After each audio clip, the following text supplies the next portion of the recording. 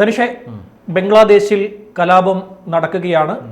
ആവശ്യമില്ലാത്ത കലാപമെന്ന് പറയേണ്ടി വരും. കാരണം അവന്മാർ ആദ്യം പ്രശ്നം തുടങ്ങിയതിൻ്റെ അടിസ്ഥാന കാരണം അവർക്ക് സംവരണ വിരുദ്ധമായിരുന്നു. അതൊക്കെ തീർന്നു. സുപ്രീം കോടതി സംവരണമൊക്കെ എടുത്തു കളഞ്ഞു. എന്നാലും അവന്മാരുടെ പ്രശ്നം തീരുന്നില്ല. തീവ്രവാദികൾ ആറാടുകയാണ് ബംഗ്ലാദേശിൽ. ആ ആറാടുന്ന തീവ്രവാദികളിൽ കുറേ എണ്ണം ആ ഷെയ്ഖ് ഹസീനയുടെ വസതിക്കുള്ളിൽ കയറി അവരുടെ അടിവസ്ത്രമൊക്കെ എടുത്തുകൊണ്ട് വന്ന് അതുമായി പുറത്തിറങ്ങി നിന്ന് ആറാടുന്ന ദൃശ്യങ്ങളൊക്കെ ഇപ്പോൾ പുറത്തു വരുന്നു. അമ്മാരിതൊക്കെ കാണിക്കും നമുക്കറിയാം. പ്രത്യേകിച്ചും ഇത് ജമാഅത്തെ ഇസ്ലാമിയാണ്. ജമാഅത്തെ ഇസ്ലാമി ഇമാരിയുള്ള പണികളൊക്കെ കാട്ടിക്കൂട്ടാറുണ്ട്. എന്താണ് പറയാനുള്ളത്? ഷാമേ, ഈ ബംഗ്ലാദേശിൽ നടക്കുന്ന കലാപം നമ്മൾ കണ്ടല്ലോ. സമാനമായിട്ടുള്ള രീതിയിലുള്ള കലാപമാണ് ശ്രീലങ്കയിലും നടന്നത്. ഈ കാരണം ഈ കലാപകാരികളുടെ സ്വഭാവം ഷാം ശ്രദ്ധിച്ചാൽ മനസ്സിലാവും. ഒരു കലാപം ഉണ്ടായിക്കഴിഞ്ഞാൽ അവർ ആദ്യം പോകുന്നത് എങ്ങോട്ടാണ്? പ്രസിഡന്റിന്റെ വസതിയിലൂടെ, പ്രധാനമന്ത്രിയുടെ വസതി, അവിടേക്ക് ഇരച്ചു കയറുകയാണ് ചെയ്യുന്നത്. സ്വാഭാവികമായിട്ടും നമ്മുടെ നാട്ടിലും ഇത്തരത്തിലൊരു കലാപം ഉണ്ടാകുന്ന ഒരു സാഹചര്യം ഉണ്ടാകുമ്പോൾ ഇവർ എന്താണ് ചെയ്യുന്നത്? പൗരത്വ നിയമ ഭേദഗതി സമയത്ത് ക്ഷാമ ശ്രദ്ധിച്ചാൽ മനസ്സിലാവും. ഇവർ പൗരത്വ ഭേദഗതി നിയമത്തിന്റെ സമയത്ത് രാഷ്ട്രപതി ഭവനിലേക്ക് ചാടി കയറാനായിട്ട് ശ്രമിച്ചിരുന്നു. ആടിച്ചോട്ടിച്ചു. കണ്ടായിരുന്നല്ലോ. രാഷ്ട്രപതി ഭവനിലേക്ക് ചാടി കയറാനായിട്ട് ശ്രമിച്ചു. രാഷ്ട്രപതി ഭവൻ കൈയടക്കാൻ ശ്രമിച്ചു. അപ്പോൾ എല്ലാവരെയും അടിച്ചോടിച്ചു. നമ്മുടെ സൈന്യം അത്രയ്ക്ക് ശക്തമാണ്. ബംഗ്ലാദേശിൽ ഷെയ്ഖ് ഹസീനയ്ക്ക് പറ്റിപ്പോയത് ഷെയ്ഖ് ഹസീനയുടെ സൈന്യം എന്ന് പറയുന്നത് ഷെയ്ഖ് ഹസീന പറഞ്ഞാൽ കേൾക്കില്ല. ഇപ്പം നമ്മുടെ പ്രധാനമന്ത്രിയോ നമ്മുടെ സൈന്യത്തിൻ്റെ ഇവിടുത്തെ സർവാധികാരി എന്ന് പറയുന്നത് രാഷ്ട്രപതിയാണ്. രാഷ്ട്രപതി പറയുകയാണ് നമ്മുടെ സൈന്യത്തിനോട് ഇവിടുത്തെ കലാപം നിയന്ത്രിക്കണമെന്ന് പറയുന്നത്. സ്വാഭാവികമായിട്ടും നമ്മുടെ സൈന്യം ഇല്ല, അത് പറ്റില്ല എന്ന് പറഞ്ഞാൽ നമ്മുടെ നാടിൻ്റെ അവസ്ഥ എന്തായിരിക്കും? അതാണ് പട്ടാള അട്ടിമറി എന്ന് പറയുന്നത്. അപ്പോൾ ഇന്ത്യ ഓൾറെഡി ഈ ബംഗ്ലാദേശിന് താക്കീത് കൊടുത്തിട്ടുണ്ടായിരുന്നു. ഇവരുടെ പട്ടാളത്തിൻ്റെ തലപ്പത്ത് ഒരു ചൈനീസ് ചാരനാണ് ഇരിക്കുന്നത്. അതുകൊണ്ട് ഇന്ത്യ പറഞ്ഞു, അങ്ങനെ ഒരാളെ ആ തലപ്പത്തിരുത്തുന്നത് നിങ്ങൾക്ക് ദോഷം ചെയ്യുമെന്ന് പറഞ്ഞു. അപ്പോൾ ഇവർ കേൾക്കാതെ ഇവരെന്ത് ചെയ്തു? ഒരു ചൈനീസ് ചാരനെ ഒരു എന്താ പറയുക സങ്കര ഇനത്തിനെ പിടിച്ച് പട്ടാളത്തിൻ്റെ തലവനാക്കി. ഇപ്പോൾ ബംഗ്ലാദേശ് അനുഭവിക്കുന്നു. ഞാൻ പറഞ്ഞു വന്നത് എല്ലായിടത്തും സമാനമായിട്ടുള്ള സ്വഭാവമാണ്. പിന്നെ കർഷക സമരം വന്നപ്പോൾ ഷാമ് അറിയാലോ, റെഡ് ഫോർട്ടിലോട്ട് ഇവന്മാർ ഇരച്ചു കയറി. എന്നിട്ട് റെഡ് ഫോർട്ടിൽ ഇന്ത്യൻ പതാക അടർത്തിയെടുത്ത് അവിടെ ഖാലിസ്ഥാൻ പതാക ഉയർത്തുന്നു. സ്വാഭാവികമായിട്ടും നമ്മുടെ രാജ്യത്തിന്റെ പരമാധികാരത്തെ ചോദ്യം ചെയ്യാനുള്ള ഏറ്റവും വലിയൊരു സിമ്പിളായിട്ടാണ് ഇവർ ഉപയോഗിക്കുന്നത്. പക്ഷെ നമ്മുടെ രാജ്യത്ത് അതൊന്നും വിലപ്പോയില്ല എന്നുള്ളതാണ്. ഇനി നമുക്ക് ബംഗ്ലാദേശ് കാര്യത്തിലേക്ക് വരാം. ഇവർ ആദ്യം കലാപകാരികൾ ഇരച്ചെത്തിയത് ഇവിടെ സംവരണ പ്രക്ഷോഭം എന്ന് പറഞ്ഞാണ് തുടങ്ങിയത്. എൻ്റെ പ്രധാനപ്പെട്ട സംശയം എന്ന് പറഞ്ഞാൽ, ഞാൻ ആലോചിച്ചപ്പോൾ സത്യമായിട്ടുള്ള കാര്യമാണ്, സംവരണ പ്രക്ഷോഭം അവർക്ക് ന്യായമായിട്ടുള്ള ഒരു വിഷയമായിട്ട് എനിക്ക് തോന്നി. കാരണം ശ്യാമെന്ന് ആലോചിച്ച് നോക്കൂ, നമ്മുടെ നാട്ടിൽ കോൺഗ്രസ് ഭരിക്കുന്നു. കോൺഗ്രസ് ആയിരുന്നു സ്വാതന്ത്ര്യ സമരത്തിലും പങ്കെടുത്തിരുന്നത്, ഇല്ലേ? കോൺഗ്രസ് എന്ന പേരിലായിരുന്നു ഇവിടെ സ്വാതന്ത്ര്യ സമരത്തിന്റെ മൂവ്മെന്റ് നടന്നത്. അതിനുശേഷം മഹാത്മാഗാന്ധി പറഞ്ഞു കോൺഗ്രസിനെ പിരിച്ചുവിടണം. പക്ഷേ ഇവരതിനെ ഒരു പാർട്ടിയാക്കി ആ പാർട്ടിയിൽ ഇവരിന്നും ഭരിക്കുന്നു. ഇനി ഞാൻ ബംഗ്ലാദേശുമായിട്ട് തട്ടിച്ച് ഇവിടെയുള്ള ഒരു വിഷയം പറയാം. അതായത് നമ്മുടെ നാട്ടിലെ കോൺഗ്രസിൻ്റെ പാർട്ടി, അതായത് സ്വാതന്ത്ര്യ സമരത്തിൽ പങ്കെടുത്തവർക്കെല്ലാം 30% ഗവൺമെൻറ് ജോലി റിസർവേഷൻ ചെയ്ത് വയ്ക്കുകയാണെന്ന് കരുതുക. അപ്പോൾ ഈ സ്വാഭാവികമായിട്ടും കോൺഗ്രസ് എന്ന് പറയുന്ന പാർട്ടിയാണ് ഇവിടെ ഭരിക്കുന്നത്. സ്വാതന്ത്ര്യ സമരത്തിൽ അവരാണ് പങ്കെടുത്തത്. കോൺഗ്രസ് പാർട്ടിയിലുള്ള ആൾക്കാരെല്ലാം സ്വാതന്ത്ര്യ സമര സേനാനികളാണെന്ന് പറഞ്ഞ് അവർക്ക് മാത്രം ഇത് കൊടുക്കുന്ന ഒരു സാഹചര്യം ഉണ്ടാകും. കൊടുത്തോട്ടെ. അത് കഴിഞ്ഞ് ഇപ്പോൾ നമ്മുടെ 1947 സ്വാതന്ത്ര്യം കിട്ടി. അവർക്ക് മക്കൾക്ക് മക്കളായി, മക്കളുടെ മക്കളായി, ഇതിങ്ങനെ തുടർന്ന് 3 തലമുറകളോളം ഇവർ സ്വാതന്ത്ര്യ സമരത്തിൽ പങ്കെടുത്ത ടീമാണ്. അതുകൊണ്ട് കോൺഗ്രസ് ആയിട്ടുള്ള ഞങ്ങളുടെ അണികൾക്ക് ഇത് കൊടുക്കണം എന്ന് പറഞ്ഞാൽ എങ്ങനെയിരിക്കും? നമ്മൾ അംഗീകരിക്കാൻ സാധിക്കില്ലല്ലോ. അതുപോലെ അവാമി ലീഗ് എന്ന് പറയുന്ന അവിടുത്തെ സ്വാതന്ത്ര്യം നേടിയ, അവിടെ മുക്തിവാഹിനിയായിരുന്നു, അത് പിന്നെ അവാമി ലീഗായി. അവാമി ലീഗ് ആണ് സ്വാതന്ത്ര്യ സമരത്തിൽ മൂവ്മെന്റ് നടത്തി അവർക്ക് സ്വാതന്ത്ര്യം മുന്നിൽ നിന്നത്. അപ്പോൾ അതിലുള്ള അണികൾക്ക് എല്ലാവർക്കും ഇവർ സ്വാതന്ത്ര്യം നൽകാനായിട്ട് ശ്രമിച്ചു എന്ന് പറഞ്ഞ് 30% സംവരണം കൊടുത്തിട്ട് ഇപ്പോഴും കൊച്ചുമക്കളുടെ മക്കളുമായിട്ട് സ്വാതന്ത്ര്യം ഇത് കൊടുത്തുകൊണ്ടിരിക്കുകയാണ്. അപ്പോൾ ഇത് പറ്റില്ല എന്ന് അവിടെയുള്ള ഒരു വിദ്യാർത്ഥി പ്രക്ഷോഭം നടക്കുമ്പോൾ സ്വാഭാവികമായിട്ടും ഞാനതിന് അനുകൂലമായിരുന്നു. അതിലൊരു നീതി ഉണ്ടായിരുന്നു. പക്ഷേ ഇവർ ഈ സംവരണ പ്രക്ഷോഭം എന്ന് പറഞ്ഞൊരു പ്രക്ഷോഭം തുടങ്ങിയിട്ട് ആ സംവരണം പിൻവലിച്ചു. ഷെയ്ഖ് ഹസീന നാട് വിട്ടു. ഇവരെന്തിനാണ് ഇപ്പോഴും കലാപം തുടങ്ങുന്നത് എന്നുള്ളൊരു ചോദ്യമുണ്ട്. അവിടെയുള്ള ഹൈന്ദവരെ മുഴുവൻ തീയിട്ട് നശിപ്പിക്കുകയാണ്. 1 കോടി ഹിന്ദുക്കൾ ഇന്ത്യയിലേക്ക് വരാൻ പോകുന്നു എന്നാണ് BJPയുടെ സുവേന്ദു അധികാരി പറഞ്ഞത്. BJP വെസ്റ്റ് ബംഗാളിന്റെ തലവനാണ്. അപ്പോൾ ഷെയ്ഖ് ഹസീനയുടെ ബംഗ്ലാവിലോട്ടാണ് ഇവർ ആദ്യം ചെന്നത്. ബംഗ്ലാവല്ല, വസതിയിലോട്ട് ആദ്യം ചെന്നു. അവിടേക്ക് ഇവർ ഇരച്ചു കയറുന്നു. ഷെയ്ഖ് ഹസീനയുടെ സാരികളെല്ലാം കൊള്ളയടിക്കുന്നു. ഷെയ്ഖ് ഹസീനയുടെ സാരികൾ എന്ന് പറയുന്നത് ലോക പ്രശസ്തമാണ്. ഇന്ത്യ വന്നാലും അവരുടെ സാരിയെ കുറിച്ച് ഇന്ത്യ മാത്രമല്ല ലോകരാജ്യങ്ങളിൽ ഇപ്പൊ അവര് പിന്നെ US ഹെഡ്ക്വാർട്ടേഴ്സില് ഇന്ത്യ സംഘടിപ്പിച്ച പരിപാടിയിൽ പങ്കെടുക്കാൻ അവർ ചെന്നപ്പോൾ അവർ താമര ചിഹ്നം അടയാളപ്പെടുത്തിയ സാരി ഉടുത്തുകൊണ്ടാണ്. അത് വലിയ വാർത്തയായി. ഒരു താമര ചിഹ്നം, പ്രത്യേകിച്ച് BJPയുടെ ഒരു എംബ്ലമാണല്ലോ. അതെ. പോരാത്തതിന് ഷാം ശ്രദ്ധിച്ചാൽ മനസ്സിലാവും, ഈ ബംഗ്ലാദേശ്, ഇന്ത്യ, നമ്മുടെ രാജ്യം ഇന്ത്യ, ഈ രാജ്യങ്ങളെല്ലാം നമ്മുടെ ഈ സംസ്കാരം വിട്ട് കളിക്കാത്ത ആൾക്കാരാണ്.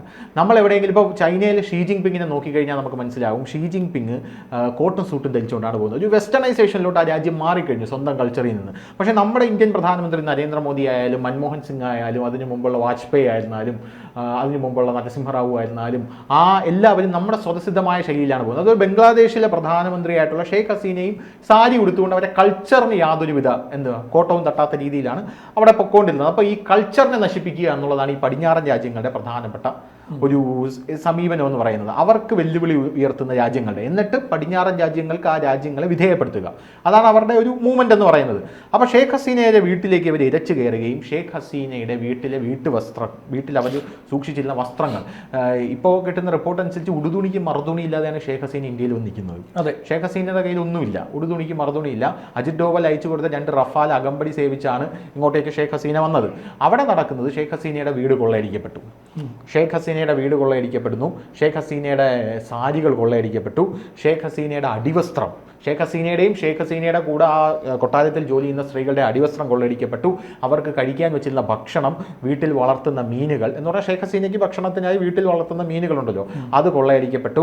ഷെയ്ഖ് ഹസീനയുടെ വീട്ടിലെ ഫർണിച്ചറുകൾ, ഷെയ്ഖ് ഹസീനയുടെ വീട്ടിലെ സാരിയും അടിവസ്ത്രവും എടുത്ത് പെട്ടിയിലാക്കി ചുമന്നു കൊണ്ടുപോകുന്ന ആൾക്കാരോട് അവിടെയുള്ള ആൾക്കാർ ചോദിക്കുന്നു, ഇവിടെ കൊണ്ടുപോകുന്നു ഈ അടിവസ്ത്രം ഞാൻ എന്റെ ഭാര്യയെ പിടിച്ച് ഞാൻ പ്രധാനമന്ത്രിയാക്കി, ഞാൻ ഇതിന്റെ ഭാര്യയ്ക്ക് കൊടുക്കാൻ പോകണമെന്ന് പറയുന്നു. കയ്യിൽ കിട്ടുന്നതെല്ലാം കൊണ്ടുപോകുകയാണ്. ഇത് കാണുമ്പോൾ എനിക്ക് മറ്റേ കഥാനായകൻ എന്ന് പറഞ്ഞ സിനിമയുണ്ട് ജയറാമിന്റെ, എല്ലാവരും കൂടെ ഓടി കൈ കിട്ടുന്ന എല്ലാം വാരി കൊണ്ടുപോകുന്ന ഒരു സീന്.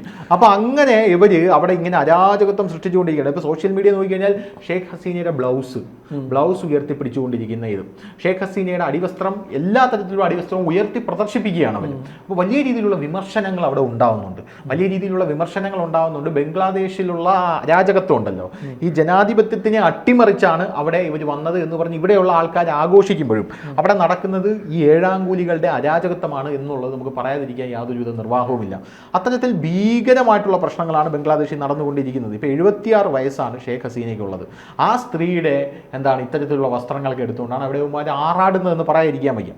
പിന്നെ ഷെയ്ഖ് ഹസീനയുടെ ഷെയ്ഖ് ഹസീനയുടെ പ്രൈവറ്റ് ആയിട്ടുള്ള ഷെയ്ഖ് ഹസീന ഉപയോഗിച്ചിരുന്ന പല പാത്രങ്ങൾ, അതിൽ ചായ കുടിക്കാനുള്ള കപ്പ് വരെയുണ്ട്. ഈ ചായ കുടിക്കാനുള്ള എക്സ്പെൻസീവ് ആയിട്ടുള്ള കപ്പുകൾ വരെ അടിച്ചുകൊണ്ട് പോകുന്ന സാഹചര്യം. റോഡിൽ ഷെയ്ഖ് ഹസീനയുടെ ഇതുണ്ടല്ലോ, ഷെയ്ഖ് ഹസീന ഉപയോഗിച്ചിരുന്ന പല കാര്യങ്ങളും കൂട്ടിയിട്ട് കത്തിക്കുക. പോരാത്തതിന് അവിടെയുള്ള ഇതേ സമാനമായിട്ടുള്ള അവസ്ഥ തന്നെയാണ് അവിടെ ഹൈന്ദവരുടെ വീടുകൾക്കും. ഹൈന്ദവരുടെ വീടുകൾ ആക്രമിക്കുകയാണ്. എന്നാൽ ഞാനൊരു വീഡിയോ ഉണ്ട്, ഒരു അമ്പലം തകർക്കുന്ന വീഡിയോ. അമ്പലം തകർക്കുന്നു. പ്രധാനമായിട്ടും ഈ ഇസ്കോൺ എന്ന് പറയുന്ന സംഘടനയുടെ അമ്പലങ്ങളാണ് അവിടെ വ്യാപകമായിട്ട് തകർത്തുകൊണ്ടിരിക്കുന്നത്. രണ്ടാമത്തെ കാര്യം കാളി ക്ഷേത്രങ്ങൾ. ബംഗ്ലാദേശിന്റെ വ്യാപകമായിട്ട് ആരാധിക്കുന്നത്. ഇപ്പൊ നമ്മുടെ നാട്ടിൽ രാമനാണെങ്കിൽ, ഇന്ത്യയിൽ വന്നു കഴിഞ്ഞാൽ രാമനാണെങ്കിൽ ബംഗ്ലാദേശിൽ ബംഗാളിലും കാളിയാണ്. നവരാത്രി, ദുർഗാപൂജ എന്നൊക്കെ ദുർഗാപൂജ നടക്കുമ്പോഴാണ് അവിടെ ഈ ബംഗാളിൽ ഏറ്റവും വലിയ പ്രശ്നം നടക്കുന്നത്. അതിന്റെ പ്രശ്നം എന്താ അറിയോ? ഈ ബംഗാളിൽ ഒരു പ്രശ്നം, വെസ്റ്റ് ബംഗാളിൽ ഒരു പ്രശ്നം എന്ന് പറഞ്ഞാൽ മമതാ ബാനർജി അവിടെ ഭരിക്കുന്നുണ്ട്. ഈ ബംഗ്ലാദേശിൽ നിന്നുള്ള റോഹിംഗ്യൻ മുസ്ലിംസിനെല്ലാം അവിടെ മമത വിളിച്ച് കയറ്റുന്നുണ്ട്. ഇപ്പൊ ബംഗ്ലാദേശിന്റെ അതിർത്തിയിൽ കിടക്കുന്ന 6 ജില്ലകൾ മമതാ ബാനർജി വിചാരിച്ചാൽ പോലും അവിടെ ഇവരെ തകർക്കാൻ പറ്റില്ല. ഈ റോഹിംഗ്യൻ മുസ്ലിംസ് 6 ജില്ലകൾ കൈയടക്കി കഴിഞ്ഞു. 6 ജില്ലകൾ അവർക്ക് വേണമെങ്കിൽ വേറൊരു രാജ്യമായിട്ട് ഞങ്ങൾക്ക് അത് വേണമെന്ന് പറഞ്ഞാൽ വാദിക്കാനായിട്ട് സാധിക്കും. അത്തരത്തിലോട്ട് കാര്യങ്ങളൊക്കെ കൊണ്ടുപോയി അവിടെ വെച്ച് കഴിഞ്ഞു. ഇവിടെ അതിൻ്റെ ഇടയിലാണ് ഇത്തരത്തിലുള്ള അരാജകത്വമൊക്കെ നടക്കുന്നത് നമ്മൾ ആലോചിച്ച് നോക്കണം. പിന്നെ പ്രധാനമായിട്ടും വേറൊരു കാര്യം പറയേണ്ടത്, ബംഗ്ലാദേശിൽ ഈ അഫ്ഗാനിസ്ഥാനിൽ താലിബാൻ കയറിയപ്പോൾ നമ്മൾ കണ്ടതാണ് അവിടെയുള്ള ഈ കലാകാരന്മാരെയെല്ലാം ഇവർ ഓട്ടിച്ചിട്ട് ആക്രമിക്കുന്ന, ഒരു കാർട്ടൂണിസ്റ്റിനെ കൊന്ന് തലകീഴായിട്ട് കെട്ടിത്തൂക്കി, സംഗീതജ്ഞന്റെ ഉപകരണങ്ങൾ നശിപ്പിക്കുന്നത്, സമാനമായിട്ടുള്ള സിറ്റുവേഷൻ. ബംഗ്ലാദേശിലെ പ്രശസ്തമായിട്ടുള്ള ഗായകനാണ് രാഹുൽ ആനന്ദ.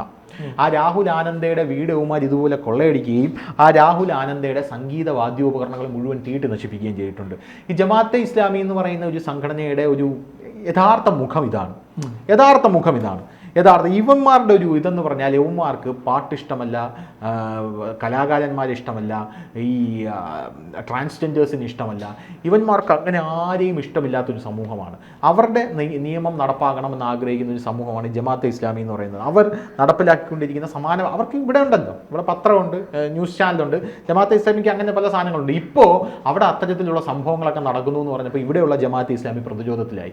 അവരുടെ ഇവിടെയുള്ള അവർ നിയന്ത്രിക്കുന്ന ചാനലുകൾ വഴി അവർ കൊടുത്തുകൊണ്ടിരിക്കുന്ന വാർത്ത, അവിടെ ഹിന്ദുക്കളുടെ വീടുകൾ കൊള്ളയടിക്കപ്പെടുന്നു എന്നൊക്കെ പറയുമ്പോൾ അവർ കൊടുത്തുകൊണ്ടിരിക്കുന്ന വാർത്ത മുസ്ലിങ്ങളായിട്ടുള്ള അവിടുത്തെ സമൂഹം ആ ഹിന്ദു വീടുകൾക്ക് കാവൽ നിൽക്കുന്നു എന്നുള്ള വാർത്തയാണ്. ഈ വാർത്ത അവർ കൊടുക്കുമ്പോൾ എനിക്ക് ചോദിക്കാനുള്ള ഒരു കാര്യം, നിങ്ങളെ പ്രക്ഷോഭം എന്തിനായിരുന്നു എന്നാണ്. അതെന്തിനാ മുസ്ലിങ്ങൾ ഹിന്ദുക്കളുടെ വീടിന് കാവൽ നിൽക്കേണ്ട ഒരു വാർത്ത നിങ്ങൾ കൊടുക്കേണ്ടി വരുന്നത് എന്തുകൊണ്ടാണ്?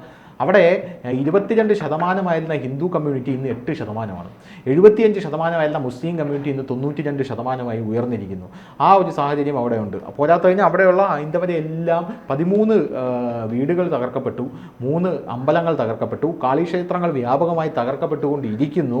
ഒരു സ്ഥലത്ത് നിന്ന് വേറൊരു സ്ഥലത്തേക്ക് ഹിന്ദുക്കൾ മൈഗ്രേറ്റ് ചെയ്ത് പോകുന്ന ഒരു സാഹചര്യമുണ്ട്. അങ്ങനെ ഒരു ഭീകരമായിട്ടുള്ള ഒരു ഫാസിസം നടമാടുകയാണ് ബംഗ്ലാദേശിൽ. ആ സാഹചര്യത്തിലാണ് ഇവിടെ ഇരുന്ന് നമുക്കറിയാലോ ഈ സമാനമായിട്ടുള്ള അതേ സാഹചര്യം നമ്മുടെ കേരളത്തിലും ഉണ്ടായിട്ടുണ്ട്. ഈ കൊള്ളയടിക്കുക ബേക്കറി കയറി മുട്ടപ്പപ്സും ബേക്കറിയിൽ കയറി, അതായത് അന്ന് ഒരു വിഭാഗത്തിന്റെ കട ആക്രമിച്ചത്, ഒരു വിഭാഗത്തിന്റെ കടകൾ നോക്കി പിടിച്ച് ആക്രമിക്കുകയായിരുന്നു. അത് കത്വ സംഭവം ഉണ്ടായ ആരാണ് ആ ഹർത്താലിന് ആഹ്വാനം ചെയ്തതെന്ന് ഇന്നും കണ്ടുപിടിക്കാൻ പറ്റിയിട്ടില്ല. അത് നമ്മുടെ സർക്കാരിന്റെ അപജയമാണോ അതോ ഇനി കണ്ടുപിടിച്ചിട്ട് പുറത്ത് അവരെന്ത് വിചാരിക്കുമെന്ന് പറഞ്ഞ് പറയാതിരിക്കുകയാണോ എന്നറിയില്ല. ആ ഒരു ലഹള അന്ന് ഇവിടെ ഉണ്ടായപ്പോൾ അതേ സാഹചര്യം തന്നെയാണ്. പിന്നെ നമ്മുടെ ഏറ്റവും വലിയ ഈ ബംഗ്ലാദേശിലെ ഷെയ്ഖ് ഹസീന എന്ന് പറയുന്ന ഒരു ഏകാധിപതിയാണെന്ന് ഇവിടെയുള്ള പല എന്താ പറയുക ജമാഅത്തെ ഇസ്ലാമിയുടെ കുഴലൂത്തുകാർ പറയുന്നുണ്ട്. ഷെയ്ഖ് ഹസീന ഒരു ഏകാധിപതിയൊന്നുമല്ല യഥാർത്ഥത്തിൽ. ഷെയ്ഖ് ഹസീന അവിടെ 2022 അടക്കം അവിടെയുള്ള 180 പേരടങ്ങുന്ന സംഘം ധാക്കയിലുള്ള ഇസ്കോണിന്റെ അമ്പലമൊക്കെ ആക്രമിച്ചപ്പോൾ ഷെയ്ഖ് ഹസീന ന്യൂനപക്ഷങ്ങളെ ആക്രമിക്കില്ലെന്ന് പറഞ്ഞ് കൃത്യമായിട്ട് നിലപാടെടുത്ത സ്ത്രീയാണ്. ഇപ്പോഴാണ് യഥാർത്ഥത്തിൽ അവിടെയുള്ള ന്യൂനപക്ഷങ്ങൾ എന്തായത്, ഇനിയിപ്പോൾ അവിടെ ഷെയ്ഖ് ഹസീന ഇല്ല. അപ്പോൾ ഷെയ്ഖ് ഹസീന ഇല്ല, അവിടുത്തെ സൈന്യമടക്കം ന്യൂനപക്ഷങ്ങൾക്കെതിരാണ്. എൻ്റെ ഒരു ഊഹം വെച്ചിട്ടാണെങ്കിൽ ഈ 1 കോടി ഹിന്ദുക്കൾ വ്യാപകമായി കൊല്ലപ്പെടാൻ പോവുകയാണ്. അല്ലെങ്കിൽ അഫ്ഗാനിസ്ഥാൻ ഉണ്ടല്ലോ, ഈ അഫ്ഗാനിസ്ഥാനിൽ നമ്മൾ ഈ CAA പ്രഖ്യാപിച്ചു. CAA കൊണ്ടുവന്നപ്പോൾ നമുക്ക് ചുറ്റും കിടക്കുന്ന രാജ്യങ്ങളുണ്ടല്ലോ, പാകിസ്ഥാൻ, അഫ്ഗാനിസ്ഥാൻ, പിന്നെ ഇന്ത്യയുമായിട്ട് അതിർത്തി പങ്കിടുന്ന രാജ്യങ്ങൾ, ബംഗ്ലാദേശ്, അങ്ങനെയുള്ള രാജ്യങ്ങളിൽ നിന്നുള്ള ന്യൂനപക്ഷങ്ങൾക്ക് ഇന്ത്യയിലേക്ക് വരാം എന്ന് പറഞ്ഞു. ന്യൂനപക്ഷങ്ങൾക്ക് ഇന്ത്യയിലേക്ക് വരാമെന്ന് പറഞ്ഞാൽ റിലീജിയസ് ആയിട്ട് പെർസിക്യൂട്ട് ചെയ്യപ്പെടുന്ന, അവിടെ അവർ ആക്രമിക്കപ്പെടുന്നുണ്ട്, നിങ്ങൾ ഇന്ത്യയിലേക്ക് വന്നു എന്ന് പറഞ്ഞൊരു നിലപാട് എടുത്തിട്ടുണ്ടായിരുന്നു. അപ്പോൾ വ്യാപകമായിട്ട് ഉയർന്നു വന്ന ഒരു വാദം എന്ന് പറഞ്ഞാൽ എന്തിന് അഫ്ഗാനിസ്ഥാൻ അതിൽ ഉൾപ്പെടുത്തി? അഫ്ഗാനിസ്ഥാനും ഇന്ത്യയുമായിട്ട് അതിർത്തി പങ്കിടുന്നില്ലല്ലോ. അപ്പോൾ അമിത്ഷാ അതിന് പാർലമെന്റിൽ മറുപടി കൊടുത്തത് ആര് പറഞ്ഞു അതിർത്തി പങ്കിടുന്നില്ല എന്ന്? പാക് അധീന കശ്മീർ നമ്മുടേതാണോ പാകിസ്ഥാൻ്റേതാണോ? തിരിച്ച് രാഹുൽ ഗാന്ധിയോട് ചോദിച്ചതാണ്. അപ്പോൾ രാഹുൽ ഗാന്ധിക്ക് മറുപടിയില്ല. പാക് അധീന കശ്മീർ ഇനി പാകിസ്ഥാൻ്റേതാണെന്ന് പറഞ്ഞു കഴിഞ്ഞാൽ തീർന്നില്ലേ? ആ പാക് അധീന കശ്മീരിൽ ഇത്ര കിലോമീറ്റർ അഫ്ഗാനിസ്ഥാൻ അഫ്ഗാനുണ്ട്, അതിർത്തി പങ്കിടുന്നുണ്ട്. ഈ അഫ്ഗാനിൽ നിന്ന് അത് വളരെ ഹൃദയഭേദമായിട്ടുള്ളൊരു കാര്യമാണ്. അഫ്ഗാനിൽ ഇനി അവശേഷിക്കുന്നത് ഞാൻ മനസ്സിലാക്കിയതിൽ നിന്ന് വെറും 500-ൽ താഴെ ന്യൂനപക്ഷങ്ങൾ മാത്രമേ ഉള്ളൂ. അത്രയേ ഉള്ളൂ. ആ 500-ൽ താഴെ ന്യൂനപക്ഷങ്ങളെ ഇന്ത്യയിലേക്ക് കൊണ്ടുവരാൻ, കാരണം അവർ കൊണ്ടുവരാനായിട്ട് ഇന്ത്യ ഇനിഷ്യേറ്റീവ് ഒന്നും എടുക്കുന്നില്ല, അവർക്ക് വരണമെങ്കിൽ വന്നോട്ടെ എന്നുള്ള രീതിയിൽ തുറന്നിട്ടപ്പോൾ അതിനെപ്പോലും ഇവിടെയുള്ള ആൾക്കാർ പറഞ്ഞത് എന്തിനു കൊടുത്തു എന്നുള്ളതാണ്. അതേസമയം ബംഗ്ലാദേശിൽ ഒരു കലാപം ഉണ്ടായപ്പോൾ, വെസ്റ്റ് ബംഗാളിനോട് ചേർന്ന് കിടക്കുന്ന ബംഗ്ലാദേശി കലാപം ഉണ്ടായപ്പോൾ മമതാ ബാനർജി പറഞ്ഞത് അവിടെ നിന്ന് വരുന്ന ആൾക്കാരെ ഞാൻ ഇവിടെ കുടിയേറ്റം സാധ്യമാക്കുന്നു. അപ്പോൾ ഇവർക്ക് പ്രശ്നമില്ല, ഇവർക്ക് സന്തോഷം. അതിന് അഫ്ഗാനിസ്ഥാനിൽ പീഡനം അനുഭവിക്കുന്ന ഒരു 500-ൽ താഴെയുള്ള ഹിന്ദു കുടുംബങ്ങൾ ഇങ്ങോട്ടേക്ക് വന്നോട്ടെ എന്ന് ചോദിച്ചപ്പോൾ അത് ഇവിടെ സാധ്യമല്ല എന്നാണ് ഇവർ പറഞ്ഞുകൊണ്ടിരിക്കുന്നത്. അപ്പോൾ സ്വാഭാവികമായിട്ടും ഇത് വലിയൊരു വിഷയമാണ്. വലിയൊരു വിഷയം എന്ന് പറഞ്ഞാൽ അവിടെയുള്ള ഈ സമാനമായിട്ടാണ് ഇതെല്ലാം നടക്കുന്നത്. പാകിസ്ഥാനിലും ഇത് തന്നെയാണ് നടന്നത്. ഇപ്പം ഷാം ശ്രദ്ധിച്ചാൽ മനസ്സിലാവും, നമുക്ക് ഇസ്രായേലിൻ്റെ അവസ്ഥയാണ്. ഇസ്രായേലിൻ്റെ അവസ്ഥയെന്ന് പറഞ്ഞു കഴിഞ്ഞാൽ ഇസ്രായേലിൻ്റെ ചുറ്റു ശത്രുക്കളാണ്. ഇസ്രായേലിൻ്റെ ഇപ്പുറത്ത് കിടക്കുന്ന ഇറാൻ, അവിടെ ഹിസ്ബുള്ള ഭീകരരുണ്ട്. ഇപ്പുറത്ത് കിടക്കുന്ന സിറിയ, അവിടെ ഐസിസ് ഉണ്ട്. അതിൻ്റെ സൈഡിൽ കിടക്കുന്ന ലെബനൻ, അവിടെയും ശത്രുക്കളാണ്. അതിൻ്റെ താഴെ കിടക്കുന്ന പാലസ്തീനിലെ ഹമാസും ഉണ്ട്, പാലസ്തീൻ ഇസ്ലാമിക് ജിഹാദ് എന്ന് പറഞ്ഞൊരു സംഘടനയുണ്ട്. ചുറ്റും ഇറാന് ശത്രുക്കളാണ്, ഇസ്രായേലിന് ശത്രുക്കളാണ്. അതുപോലെ തന്നെ നമ്മുടെ ഇന്ത്യയുടെ ചുറ്റും നോക്കിക്കഴിഞ്ഞാൽ പാകിസ്ഥാൻ നമ്മുടെ ശത്രുവായി കഴിഞ്ഞു, ഓൾറെഡി ആണ്. ബംഗ്ലാദേശ് ആയി കഴിഞ്ഞു. ബംഗ്ലാദേശിൽ വരാൻ പോകുന്നത് ഒരു ഇന്ത്യ വിരുദ്ധ സർക്കാരായി 100%. കഴിഞ്ഞ ഏപ്രിലിൽ ഇവര് പാർലമെന്റിൽ ഈ നാഷണലിസ്റ്റ് പാർട്ടിക്കാർ പറഞ്ഞു, ഇന്ത്യൻ ഉൽപ്പന്നങ്ങൾ പിന്നെ ഉപേക്ഷിക്കണമെന്ന് അവർ പറഞ്ഞു. അന്ന് ഈ ഷെയ്ഖ് ഹസീന പറഞ്ഞൊരു കാര്യം, നിങ്ങൾ പോയി പിന്നെ നിങ്ങളുടെ ഭാര്യമാരുടെ സാരി എത്തിച്ചോളാൻ പറഞ്ഞ ആദ്യം കാര്യം, അതല്ല ഇന്ത്യയെ നിർമ്മിക്കുക. അല്ല, വേറൊരു കാര്യം ഇതിൽ അതുകൂടെ പറഞ്ഞ് നമുക്ക് നിർത്താം. വേറൊരു കാര്യം, ഇന്ത്യ വിചാരിച്ചു കഴിഞ്ഞാൽ ബംഗ്ലാദേശിനെ ഈസി ആയിട്ട് പൊളിക്കുക എന്നുള്ളതേ ഉള്ളൂ. കാരണം ബംഗ്ലാദേശിന് വൈദ്യുതി കൊടുക്കുന്നതിനുള്ള കൽക്കരി ഇന്ത്യയിൽ നിന്നാണ് പോകുന്നത്. ഇന്ത്യയിൽ ഒരു കൽക്കരി ക്ഷാമം ഉണ്ടായപ്പോൾ ബംഗ്ലാദേശിൽ 2-3 മാസം കറണ്ട് ഇല്ലായിരുന്നു. ഇനി ഇന്ത്യ അത് കൊടുക്കുന്നില്ല എന്ന് തീരുമാനിച്ചാൽ തീരാന്നുള്ളതേ ഉള്ളൂ. പക്ഷേ ഇന്ത്യക്ക് അങ്ങനെ തീരുമാനിക്കാൻ പറ്റില്ല. കാരണം ബംഗ്ലാദേശ് പോലൊരു സ്ഥലത്ത് ഇന്ത്യ അങ്ങനെ ഒരു തീരുമാനം എടുത്തു കഴിഞ്ഞാൽ ബംഗ്ലാദേശിൽ നുഴഞ്ഞു കയറാൻ കാത്തിരിക്കുന്ന, സൗഹൃദം നടിച്ച് നുഴഞ്ഞു കയറാൻ കാത്തിരിക്കുന്ന ഒരുപാട് പേരുണ്ട്. അതിൽ ചൈനയും പാകിസ്ഥാനെ കൊണ്ട് ലോങ് ടേമിൽ ബംഗ്ലാദേശിന് അത് ദോഷം മാത്രമേ ചെയ്യുകയുള്ളെങ്കിലും അവരെങ്ങാനും നുഴഞ്ഞു കയറി. ഇപ്പോൾ ശ്രീലങ്കയിൽ ഹമ്പൻ തോട്ട തുറമുഖം, അത് ചൈന വന്ന് ശ്രീലങ്കയെ ഡെപ്റ്റ് ട്രാപ്പിൽ പെടുത്തിയിട്ട് എടുത്തതാണ്. പക്ഷെ അത് ചൈന എടുത്തു കഴിഞ്ഞാൽ ചൈനയ്ക്ക് വളരെ ടെക്നിക്കൽ പരമായിട്ടാണ് ചൈന അത് എടുക്കുന്നത്. ചൈന നമ്മുടെ മുല്ലപ്പെരിയാർ കരാർ വെച്ചതുപോലെ 999 വർഷം ഞങ്ങൾക്ക് ഈ തുറമുഖം ഉപയോഗിക്കണമെന്ന് പറയും. മനസ്സിലായില്ല? അങ്ങനെയൊക്കെ പറഞ്ഞു കളയും. അങ്ങനെയാണ് ആ കരാർ വയ്ക്കുന്നത്. ആ കരാർ വാലിഡും ആയിരിക്കും. അങ്ങനെയാണ് ചൈന ഇവിടെ ചൈനീസ് ചാറ്റ് കപ്പലൊക്കെ കൊണ്ടിറക്കിയത്. അപ്പോൾ ശ്രീലങ്ക ചൈനയോട് ഇന്ത്യയുടെ അഭ്യർത്ഥന ഇന്ത്യ ഓർഡർ ചെയ്തു ശ്രീലങ്കയുടെ, അത് ഞാൻ അടുപ്പിക്കില്ലെന്ന് പറഞ്ഞു. ശ്രീലങ്ക പറഞ്ഞിട്ട് ചൈന കേട്ടില്ല, അത് നമ്മുടെ സ്ഥലമാണ്, നിങ്ങൾ നമുക്ക് തന്നത് മറന്നുപോയ ചതി. ഇതാണ് ചതി എന്ന് പറയുന്നത്. ആ ചതി കൊണ്ട് വന്നതാണ്. അപ്പോൾ അതുപോലെ നമ്മൾ ബംഗ്ലാദേശിനെ സഹായിക്കാതെ ഇരുന്ന് കഴിഞ്ഞാൽ ബംഗ്ലാദേശിൽ ഇതുപോലെ വന്ന് നുഴഞ്ഞു കയറിയിട്ട് ബംഗ്ലാദേശിൻ്റെ അച്ഛൻ പുച്ച ഉമ്മാര് മാറ്റി കൊണ്ടുപോകും. അപ്പോൾ ഇന്ത്യയുടെ, സത്യം പറഞ്ഞാൽ ടു ബി ഫ്രാങ്ക്, ഒരു ഇൻഫോർമലായിട്ട് പറയുകയാണെങ്കിൽ ഇന്ത്യയുടെ കഷത്തിൻ്റെ ഇടയിൽ കിടക്കുന്ന ഒരു സ്ഥലമാണ് ബംഗ്ലാദേശ് എന്ന് പറയുന്നത്. തന്ത്രപ്രധാനമായിട്ടുള്ളൊരു സ്ഥലം. ബംഗ്ലാദേശ് വേറെ സ്ഥലങ്ങൾ വല്ലതും കീഴടക്കി കഴിഞ്ഞാൽ നമ്മുടെ നോർത്ത് ഈസ്റ്റ് ഈസി ആയിട്ട് ഇവർക്ക് വിഭജിച്ചെടുക്കാനായിട്ട് സാധിക്കും. കാരണം താഴെ ബംഗ്ലാദേശും മുകളിൽ സിക്കിമുമാണ് കിടക്കുന്നത്, അതിൻ്റെ അപ്പുറത്ത് നേപ്പാൾ. നോർത്ത് ഈസ്റ്റ് വിഭജിക്കാനുള്ളൊരു ശ്രമമാണ് പല ആൾക്കാരും പല കാലങ്ങളിൽ നടത്തിക്കൊണ്ടിരിക്കുന്നത്. കോൺഗ്രസ് സർക്കാർ അടക്കം ഇനി കുടപിടിക്കുകയായിരുന്നു. കോൺഗ്രസിന്റെ കാലത്താണ് നോർത്ത് ഈസ്റ്റ് മുഴുവൻ ക്രിസ്ത്യൻവൽക്കരിക്കപ്പെട്ടത്. അവിടെ ഒരു ക്രിസ്തു രാജ്യം സ്ഥാപിക്കാനാണ് യഥാർത്ഥത്തിൽ അമേരിക്കയുടെ ഡീപ് സ്റ്റേറ്റിന്റെ ഒരു പദ്ധതി എന്നാണ് അറിയാനായിട്ട് സാധിക്കുന്നത്. കാരണം ഷെയ്ഖ് ഹസീന ഈ തെരഞ്ഞെടുപ്പ് ജയിക്കുന്നതിന് മുമ്പേ പറഞ്ഞത്, ഒരു സായിപ്പ് വന്നിരുന്നു, ഒരു സായിപ്പ് വന്ന് നമ്മളത് ചോദിച്ചു, നിങ്ങളെ ജയിപ്പിച്ചു തരാം, പക്ഷേ നിങ്ങൾ ഇത്തരത്തിൽ ഇന്ത്യയുടെ ചുറ്റോട് ചുറ്റും ഒരു ഇവാഞ്ചലിസ്റ്റിക് സെറ്റപ്പ് നമുക്ക് ചെയ്തു തരണമെന്ന് പറഞ്ഞു. അതായത് നിങ്ങൾ നമ്മളെ സഹായിച്ചിട്ട് ഇന്ത്യയുടെ ചുറ്റോട് ചുറ്റും ഇവാഞ്ചലിസ്റ്റിക് സെറ്റപ്പും ചെയ്തു തരണം, ബംഗ്ലാദേശിൽ ഞങ്ങൾക്കൊരു എയർ ബേസും വേണമെന്ന് പറഞ്ഞു. ഈ എയർ ബേസ് ബംഗ്ലാദേശിൽ അമേരിക്ക തുടങ്ങിക്കഴിഞ്ഞാൽ രണ്ടുണ്ട് ഗുണം. ഒന്നാമത്തെ കാര്യം, അമേരിക്കയ്ക്ക് ചൈനയുടെ അടിക്കാൻ ഇന്ത്യയുടെ ആവശ്യം വേണ്ട. ചൈന അമേരിക്കയായിട്ട് എപ്പോഴും കലിപ്പാണ്, ഇന്ത്യയുടെ ആവശ്യമില്ല. രണ്ടാമത്തെ കാര്യം, ഇന്ത്യയും അടിക്കാം. അപ്പോൾ ഷെയ്ഖ് ഹസീന പറഞ്ഞു പറ്റില്ല എന്ന്. ഉടനെ അവിടെ കലാപം പൊട്ടിപ്പുറപ്പെട്ടു. ഷെയ്ഖ് ഹസീനയുടെ അടിവസ്ത്രം വരെ അടിച്ചു മാറ്റി കലാപകാരികൾ കടന്നു കഴിഞ്ഞു. എന്തായിരുന്നാലും അവിടെ ഇനി എന്ത് സംഭവിക്കുമെന്ന് കണ്ടു തന്നെ അറിയാം. അതെ, ഓക്കെ, ശരി.